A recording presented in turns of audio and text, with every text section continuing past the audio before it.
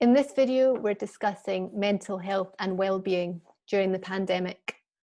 I'm really interested in how coronavirus is impacting our well-being, and also, really importantly, how we can best support one another. In this video, I'm talking with Adam Scott, who is a chartered psychologist and URC minister. Hello, Adam. Can you tell me a bit about yourself and your background? Well, as you said, Nicola, I'm a URC minister and I'm a chartered counselling psychologist. And my experience is working in local church ministry, chaplaincy, as well as in healthcare settings. So at the moment, I am the tutor in ministerial formation at Northern College and get the wonderful job and opportunity of working with ordinands, as well as those learning theology more broadly. As you said, Nicola, I'm also a chartered psychologist, so I have a small private practice where I do some therapy and clinical supervision for psychologists. I have an interesting role in the sense that my psychology crosses over with my ministerial practice. So I do some work for the Northwestern Synod as well. I'm their advisor for clinical pastoral care. I'm really interested as a psychologist in how people live their lives to the full. So how do they look after themselves and care for themselves, particularly self-care?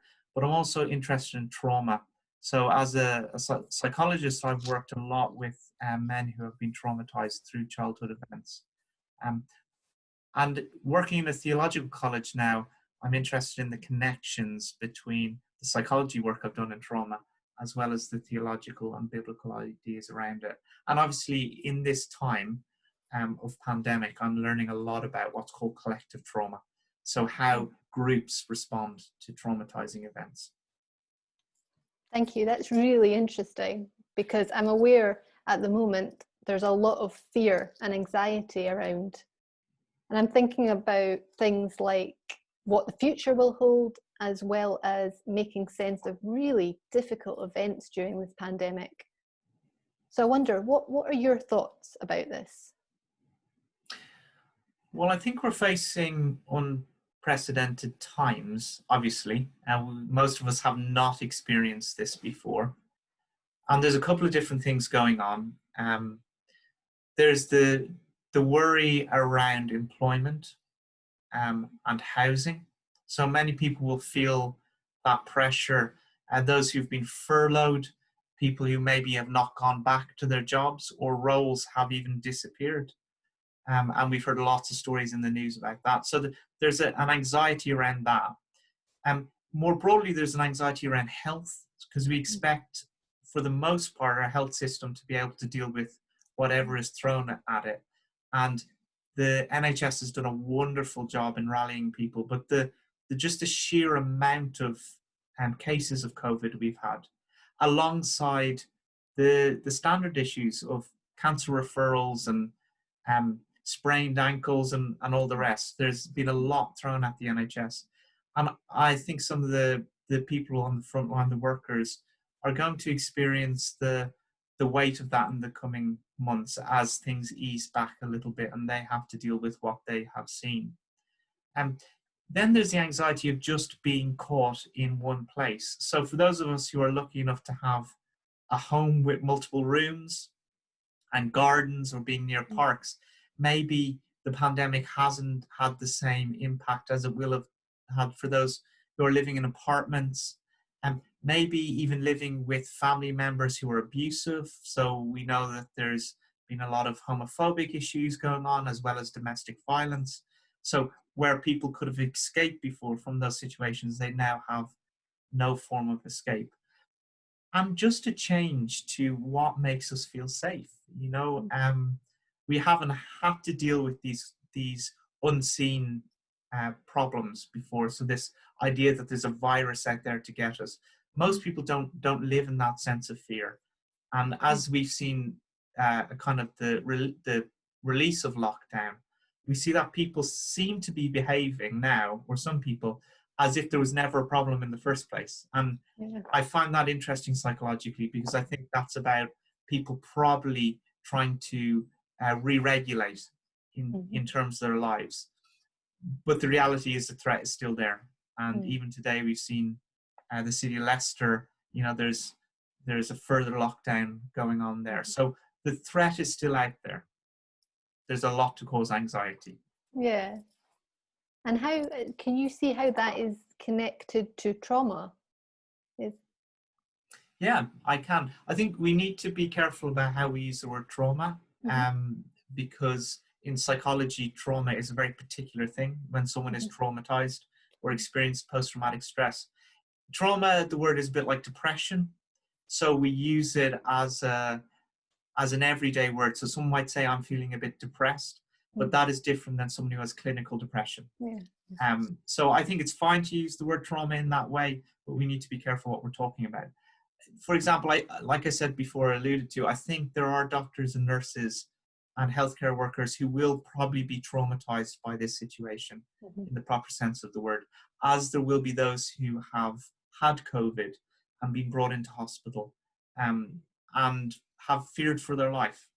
So we will see that. In terms of the general public, the world has changed as we know it. And so there will be some collective trauma that has gone on. And the society will have to re-regulate to that. So collective trauma is something that affects the identity of a whole people. So some kind of threat, real or perceived. And so we need to begin to redevelop what our identity is. And churches have been caught up in that. So many churches have had to respond with Zoom or telephone services, but other churches will not have been able to do that and might fear whether they will go back at all. And as we see the lockdown again being relaxed a little bit, churches deciding when they open their churches again for people to meet together. So I suppose there's a lot of different aspects going on that could be seen as traumatizing more clinically as well as traumatizing more generally. So are there ways that we can best respond to the traumatizing effects that you have mentioned? Yeah, so I think if we think of it as our individual responses, our community responses, our national responses, and then maybe even our global response. So if we start at the individual, looking after our mental, physical, spiritual well-being is really key. And it's important to do that in a mindful way, so in a very intentional way. So that's going to be different for each person. But what it means is we can learn to hone into what our needs are and then respond to them. So the basic 5 ways to well-being, that we have out there. Think about your sleep, what you eat, exercise, what you're watching on TV, your social connections, your spiritual life, whatever that be, Christian or otherwise. When we attend to these things and we think of them as similar to our physical fitness. So take my physical fitness, for example. There's things we all know I can do to increase my physical fitness, right? But we don't generally think of mental health or spiritual health in the same way.